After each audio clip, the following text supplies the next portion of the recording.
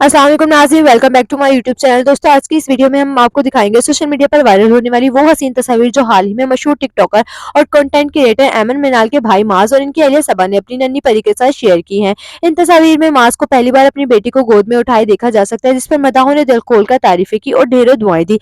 हैरानकीन बात ये रही कि इस बार फैंस ने ट्रोल करने की बजाय सबा और इनकी बेटी के लिए मस्बत और मोहब्बत भरे कमेंट्स किए।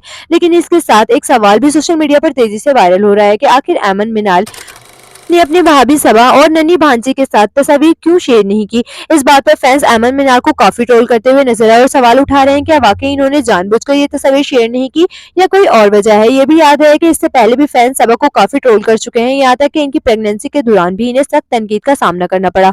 कुछ लोगों ने तो यहाँ तक कह दिया सबा सिर्फ व्यूज के लिए सब कुछ शेयर करते हैं, लेकिन अब नन्ही परी की आमद के बाद फैंस का रवैया काफी बदलता हुआ नजर आ रहा है। अब आप अपनी स्क्रीन पर देख सकते हैं माजो सबा की अपनी नन्ही परी के साथ वो तमाम खूबसूरत और दिल छू लेने वाली तस्वीर। अब सवाल आपसे ये है कि एमन मिनाल को अपनी भांजी के साथ तस्वीर शेयर करनी चाहिए थी या नहीं?